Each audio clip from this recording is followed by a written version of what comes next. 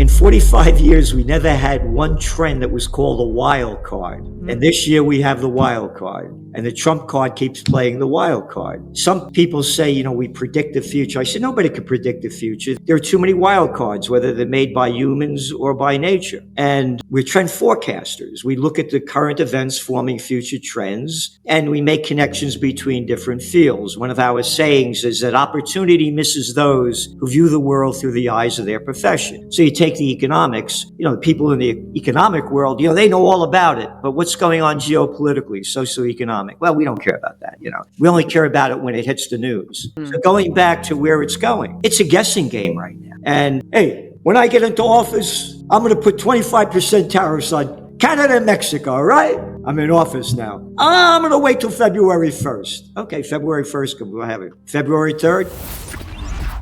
I'm going to give them another 60 days. I'll make up anything I want. April 2nd, Liberation Day. What happened a couple of days later when the markets are crashing? We're going to wait till July 9th to put those tariffs back on. What happened on July 8th? Well, we're going to wait till August 1st. I mean, you can't make this stuff up. So you don't know where it's going. And then you're looking at the inflation numbers, and what's coming out now is they're lower than what they expected. So here's the deal, and we're seeing it all the time. Trump is going to do everything he can to lower interest rates. And if anybody thinks that he can't do it, let's go back to December 2018. It was the worst Dow since the Great Depression, 1931. What happened? Trump forced Powell to lower interest rates. Powell lowered them in January 2019. The markets went up 22% that year. Trump is only interested in the equity markets and his reputation. He'll do everything to keep pumping it up. But then there's the realities going on, and they're not discussed. Oh, Nvidia's stock is skyrocketing. Oh, now they're selling the chips back to China. Oh, what happened in January? Oh, a company called DeepSeek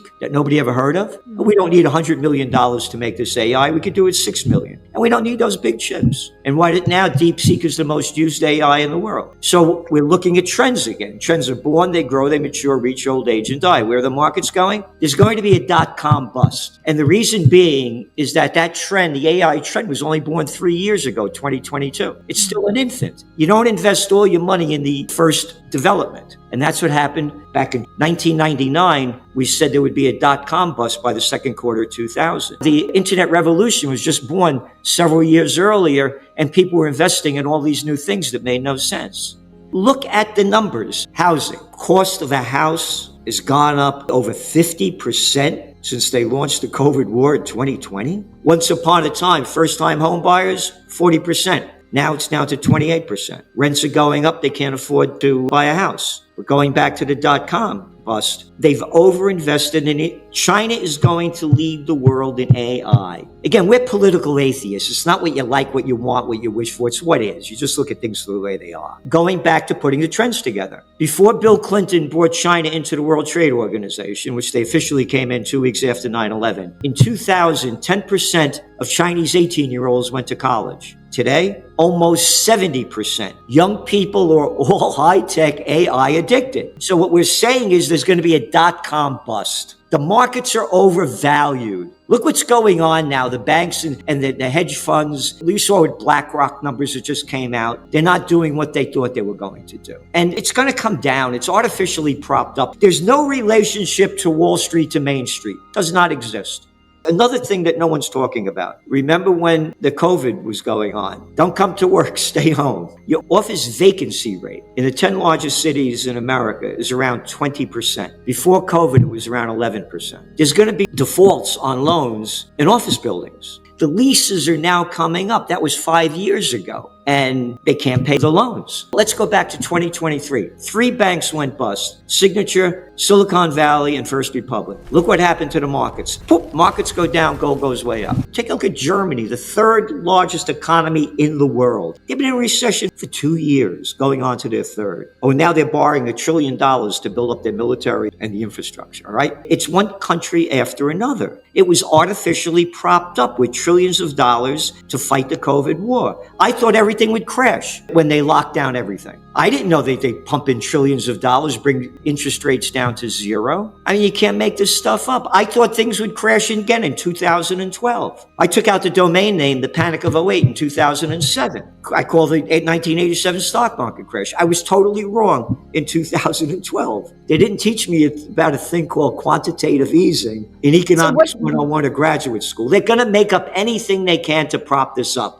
Look what's going on with the digital world now, with stable coins and on and on and on. And let's go back to Trump. Again, we quote him going back from 2019 up to 2021, how he hated Bitcoin, how he hated cryptocurrencies, what a fraud it was. What he got, over $100 million from the crypto club when he ran for president? Tens of millions of dollars from the crypto club for his inauguration? His sons, his family, his team, all in the cryptos? And what do we say when that happened? Bitcoin's going to explode. And they may say things like, oh, we're going digital now. And this digital that we have is worth so much money, we just got rid of our debt. They'll make up anything. Let's go back to the Great Depression. 1933, Franklin Roosevelt. Everybody turn in all your gold. If you don't turn in your gold, you go to jail. What happened? The people turned in their gold. They gave them $20.67 an ounce. 1934, passed the Gold Reserve Act. They increased the price of gold after they stole it from the people. 70% brought it up to $35 an ounce. They'll do anything they can. People call it a government. I call it a crime syndicate. And again, only by the facts. What is JP Morgan Chase? How many felonies they've been convicted of? Oh, only 5. Oh, what happened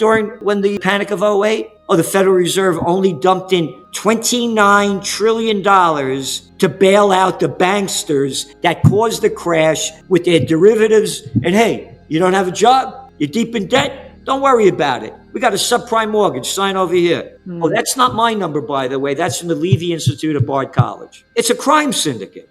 Let's look at the BRICS and how much of the world has had enough of the United States economic and geopolitical hegemony. There's going to be a death of a dollar. And again, going back to the wild card, the lower interest rates go, the deeper the dollar falls. And look at the dollar this year is down, 10.7% since the beginning of the year? The worst decline since 1973. What happened in 1973? Oh, there was the Yom Kippur War, and the Arab nations cut off, remember they had the oil embargo? The price of a barrel of Brent crude quadrupled. Oh, and that was the year when they took us off the gold standard. The lower interest rates go, the deeper the dollar falls. We're looking at the beginning of the end of the dollars being the world currency. That's one of the wild cards that's being played. And again, we firmly believe that Trump is going to force Powell to lower interest rates. They're going back to the housing market. And the rates going down doesn't affect the mortgage rates, which is still about 6.8. And you got to bring the treasuries down, so because you got all that debt level. So that's not going to bring them down. The housing market's still overall, across much of the country, it's still pretty strong. It's going down in the South and in other areas, California. But up here in the Northeast, it's still going pretty strong. And yeah, the prices aren't going up as much as they were. They're going up at very small numbers, but they're still very high. So we don't see the prices going down unless there's a real crash. And even then, it'll only be a temporary hit. But again, going back to the commercial real estate, that's the one to look to. Here, there's an article in Trends Journal. Most U.S. warehouse space now more vacant since 2014. So they overbuilt in the warehouse sector. Look what's going on with OPEC. They're putting out more to show you how bad the economy is. They're producing more oil, OPEC plus, as demand is down, because these countries need the money. They should be holding back on supply instead of expanding it. There's a global slowdown. It was artificially propped up when they printed all this money backed by nothing and printed on nothing to fight the COVID war. Hey, stay home. Don't worry about it. Here's some money. Hey, I'm a big airline. Here's several $1 billion, all right? I mean, they did it right in front of our eyes.